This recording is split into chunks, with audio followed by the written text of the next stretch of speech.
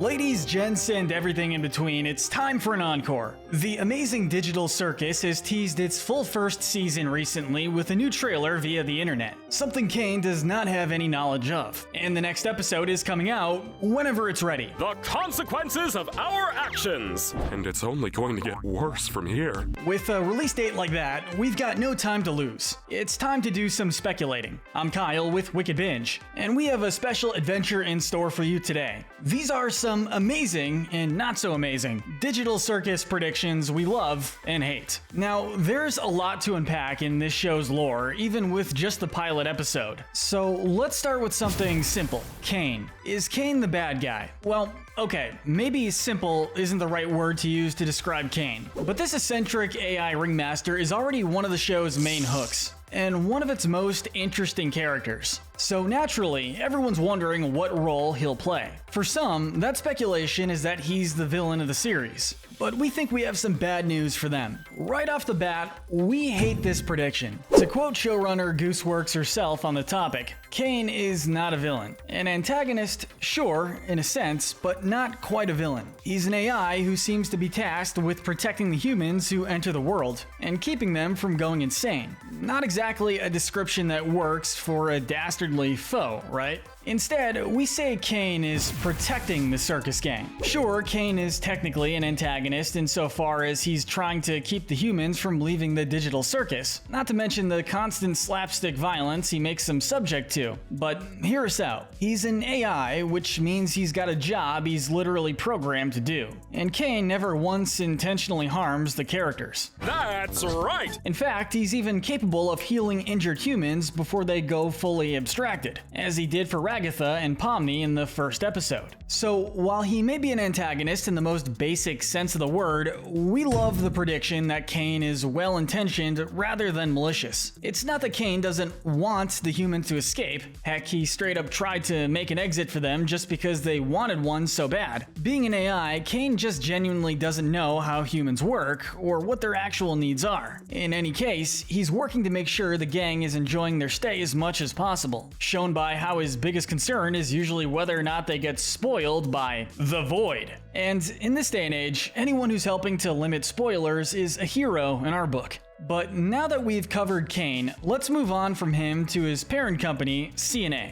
What is CNA? A failed game company? After poor Pomni has a mental breakdown upon seeing the very computer she herself entered through, and presumably the others as well, we can briefly see a logo that reads CNA. Many fans, notably including MatPat of game theory fame, have speculated that this might stand for Cain and Abel, like the pair of brothers from Genesis in the Bible. It's hard to ignore the possibility given how similar Kane and Bubble sounds to that pair. And heck, Kane pops Bubble multiple times. Alright, you guys might be onto something here. What it stands for, however, is a lot less important right now than what the company actually is. All signs right now seem to point towards CNA being a failed, abandoned game development company. And we like this prediction. It not only seems somewhat obvious, but it would lead to even more story potential. Just how long ago was this game's development started? Could it have started in the 90s, as most of us suspect, and led into the 2000s or even later? Even more so, it leads to speculation about how the different characters got here. And with that said, let's talk about the ensemble cast.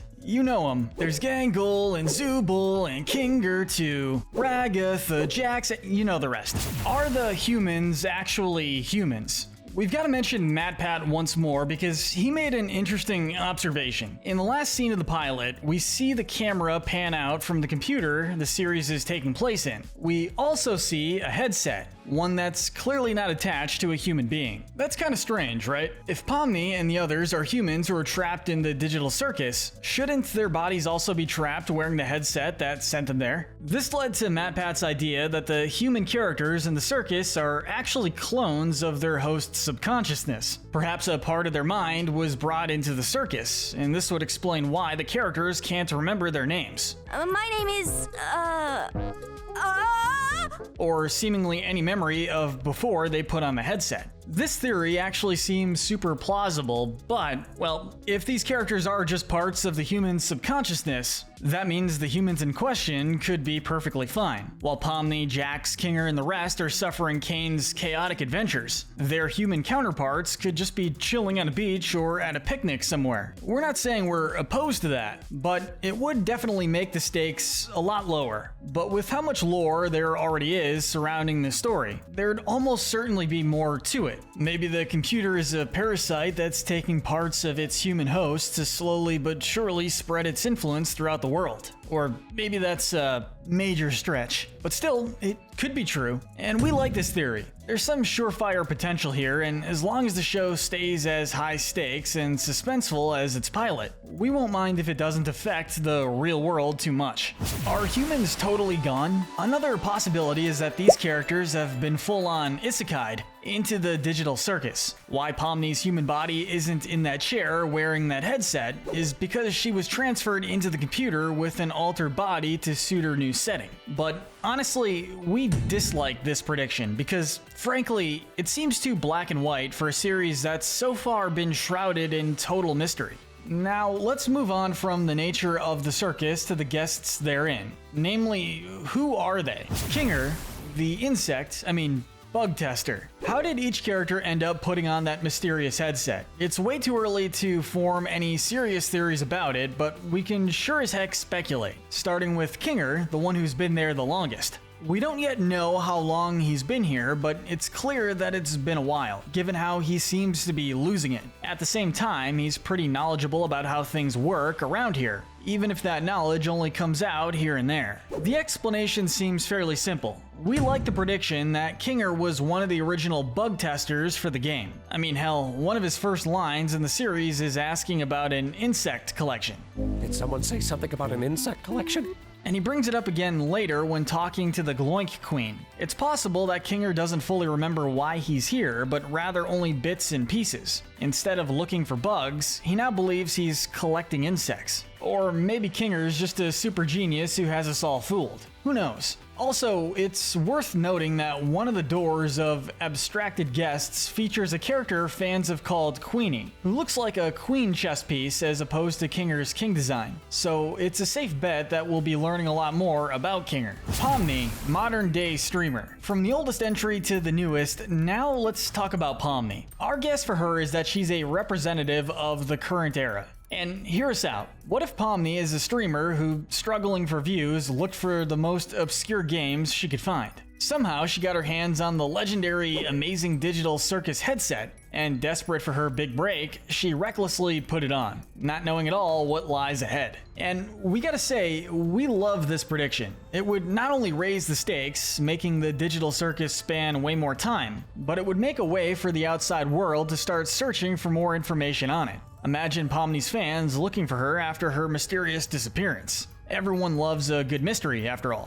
Brainstorming about the others. Ragatha, Jax, Gangle, and Zubul aren't any less interesting than the previous two, but we don't have as in-depth theories of who their human counterparts are. Instead, here are our best guesses from what we do know. Zubul and Jax are the two youngest and most cynical in the digital circus, both being 22, which leads to our theory that in the series, these two are college dropouts who spend their time pulling pranks and seeking thrills however they can. It can't be a total coincidence that they're the exact same age. Ragatha is 30 years old, and given her compassionate, nurturing personality, we'd guess that she has a caregiving role. Maybe she's a mother, or maybe even likelier, she's a teacher. She took her classroom on a field trip and they cheered her on to put on the mysterious headset. Not wanting to let them down, she went for it, and so the digital circus got its moral support. And finally, there's Gangle. She's definitely the one that we have the least speculation about so far, but if we had to guess, maybe she was a writer of some sort looking for inspiration. It would explain the theater mask, as well as why she would feel the need to put on the headset, and why she'd be near it in the first place. But we'll say mixed feelings on these predictions as a whole because they're pure speculation, so we're more than open to being completely wrong.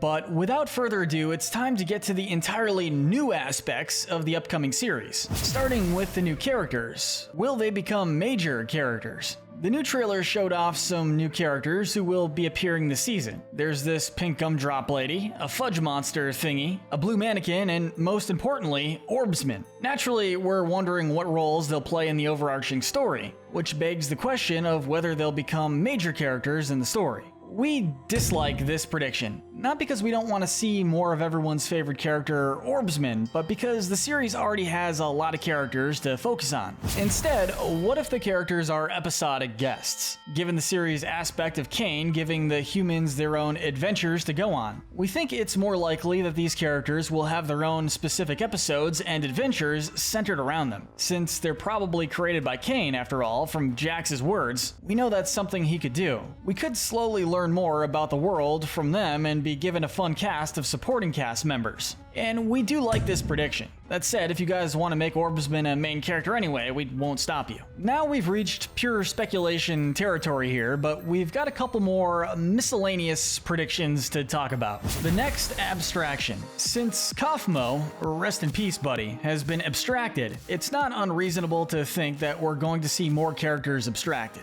Our bet on the next one is Kinger. From a logical standpoint, he has been there the longest after all. And we have mixed feelings on this prediction, and here's why. We think that Kinger will be the next one abstracted, but not anytime particularly soon. Instead, he'll be the one who teaches Pomni and the others more about the digital circus, and after we've learned about him, and all he can teach us, he'll say his farewell until the others can rescue him. Think of Kinger like the mentor character in an anime who dies to give the protagonist motivation. Except here, it's more like a coma. While it's got good storytelling potential, we hope nobody gets abstracted anytime soon. We love the high stakes, but don't rush them.